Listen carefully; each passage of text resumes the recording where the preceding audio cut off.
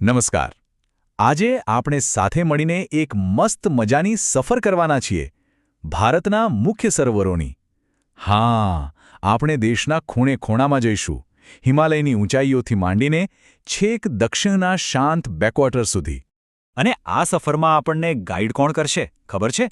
આ અદ્ભુત નકશો આને તૈયાર કર્યો છે ટિંબા ગામ પ્રાથમિક શાળાના મુખ્ય શિક્ષક શ્રી સતીશ પ્રજાપતિએ. ખરેખર એમણે બધી માહિતી એટલી સરસ રીતે ગોઠવી છે ને કે આપણી આખી સફર એકદમ સરળ અને રસપ્રદ બની જશે. તો તૈયાર છો ને? ચાલો ત્યારે શરૂ કરીએ આપણું આ ભૌગોલિક અભિયાન. જોઈએ કે ભારતના પાણીના ભંડારોમાં કેવી કેવી વિવિધતા છુપાયેલી છે. ચાલો, આપણી સફરનો પહેલો પડાવ છે ઉત્તર ભારત.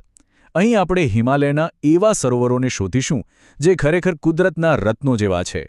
સૌથી પહેલા જઈએ જમ્મુ કાશ્મીર અને લદ્દાખમાં. અરે વાહ, આ જગ્યા તો જાણે સરોવરોનું ઘર જ છે. જુઓ, આ છે ડાલ સરોવર. એના હાઉસબોટ અને શિકારા માટે તો દુનિયાભરમાં ફેમસ છે. અને પેલું વુલર સરોવર, એ તો એશિયાના સૌથી મોટા મીઠા પાણીના સરોવરોમાંનું એક ગણાય છે. આટલું જ નહીં, અહીં શેષનાગ જેવું પૌરાણિક મહત્વ ધરાવતું અને નાગિન અને માનસબલ જેવા એકદમ શાંત અને સુંદર સરોવરો પણ છે. સાચે જ આ પ્રદેશને સ્વર્ગ બનાવે છે. હવે જમ્મુ કાશ્મીરથી થોડા આગળ વધીએ અને પહોંચીએ ઉત્તરાખંડ. આ જગ્યાને દેવભૂમિ તો કહે જ છે, પણ એ તાલની ભૂમિ પણ છે. અહીં તમને ઘણા તાલ જોવા મળશે, જેમ કે નૈનીતાલ, જેનું નામ નૈના દેવી પરથી પડ્યું છે. એ તો ટુરિસ્ટ્સ માટે હોટ ફેવરેટ્સ છે. અને એની આસપાસ જ આવેલા ભીમતાલ અને સાતતાલ એ પણ એમની અલગ સુંદરતા અને શાંતિ માટે બહુ જ જાણીતા છે. ચાલો, આપણી ઉત્તર ભારતની યાત્રાનો છેલ્લો સ્ટોપ છે હિમાચલ પ્રદેશ. અહીં તો ગજબની અજાયબીઓ છે. સૂરજતાલ અને ચંદ્રતાલ આ એવા સરોવરો છે જે ખૂબ જ ઊંચાઈ પર આવેલા છે. વિચાર તો કરો, લગભગ 4800 મીટરથી પણ વધુની ઊંચાઈએ ત્યાં ઊભા રહીએ તો એવું જ લાગે કે જાણે આકાશ સાથે વાતો કરી રહ્યા છીએ. ખરેખર આ તો હિમાલયના છુપાયેલા ખજાના છે. તો પહાડોની સફર તો કરી લીધી. હવે આપણે નીચે ઉતરીને પશ્ચિમ અને દક્ષિણ ભારતના મેદાનો અને દરિયાકિનારા તરફ જઈએ.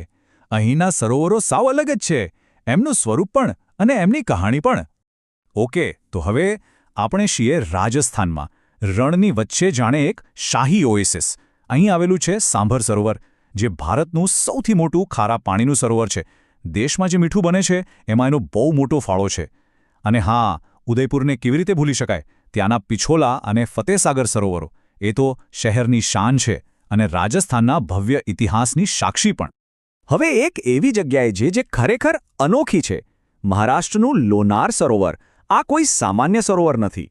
તમને જાણીને નવાઈ લાગશે કે આ સરોવર એક ઉલ્કાપિંડના પૃથ્વી સાથે ટકરાવાથી બન્યું છે, લગભગ 50,000 વર્ષ પહેલાં. એટલે જ એનું પાણી ખારું અને આલ્કલાઇન બંને પ્રકારનું છે. વૈજ્ઞાનિકો માટે તો આ જાણે એક જીવતી જાગતી લેબોરેટરી છે. ચાલો, હવે છેક દક્ષિણમાં જઈએ, કેરળ. અહીંના શાંત અને સુંદર બેકવોટર્સ. આહા, શું વાત છે! પેરિયાર અને વેમ્બનાડ જેવા સરોવરો તો અહીંની જીવાદોરી સમાન છે. અને વેમ્બનાડ વિશે એક ખાસ વાત, એ ભારતનું સૌથી લાંબુ સરોવર છે. એને કેરળના આખા બેકવોટર ઇકોસિસ્ટમનું હૃદય કહી શકાય. સારું, ઉત્તર, પશ્ચિમ અને દક્ષિણ તો જોઈ લીધા. હવે ફટાફટ એક નજર પૂર્વ ભારત પર પણ કરી લઈએ. ત્યાં પણ કેટલાક ખાસ અને બહુ જ મહત્વના સરોવરો છે. પૂર્વ ભારતમાં મુખ્યત્વે 2 રત્નો ચમકી રહ્યા છે. એક છે ઓડિશાનું ચિલ્કા સરોવર અને બીજું છે મણિપુરનું લોકટક. ચિલ્કા ભારતનું સૌથી મોટું દરિયાકાંઠાનું સરોવર છે, જ્યારે લોકટક એ તો એની તરતી વનસ્પતિ માટે આખી દુનિયામાં યુનિક છે. આ બંને સરોવરોની પોતાની ખાસિયત છે. જેમ કે ઓડિશાનું ચિલ્કા. શિયાળામાં તો અહીં લાખો વિદેશી પક્ષીઓ મહેમાન બનીને આવે છે, એટલે જૈવ વિવિધતાનો તો જાણે ખજાનો છે. અને બીજી બાજુ મણિપુરનું લોકટક સરોવર, એ એના ફુમડીઝ માટે ફેમસ છે. ફુમડીઝ એટલે કે તરતા ટાપુઓ. અને સૌથી મોટી નવાઈની વાત એ છે કે દુનિયાનો એકમાત્ર તરતો નેશનલ પાર્ક, જેનું નામ છે કિબુલ લામજાઓ, એ પણ આ જ સરોવર પર છે. છે ને કમાલની વાત? ચાલો, આટલી બધી મજાની વાતો તો થઈ. હવે થોડું નોલેજ ચેક કરવાનો સમય. એક નાનકડો ભૌગોલિક પડકાર. જોઈએ કે આ સફરમાં કોનું કેટલું ધ્યાન હતું. ઓકે, તો સવાલ એ છે કે કોલેરુ સરોવર. આ ભારતનું એક બહુ જ અગત્યનું મીઠા પાણીનું સરોવર છે. તો અનુમાન કરી શકો છો કે કયા રાજ્યમાં આવેલું છે? વિચારો. અને સાચો જવાબ છે આંધ્રપ્રદેશ. જેમનો જવાબ સાચો પડ્યો હોય એમને ખૂબ ખૂબ અભિનંદન. તો બસ આજના આ વિશ્લેષણમાં આટલું જ. પણ જતાં જતાં એક સવાલ મનમાં મૂકીને જાઉં છું.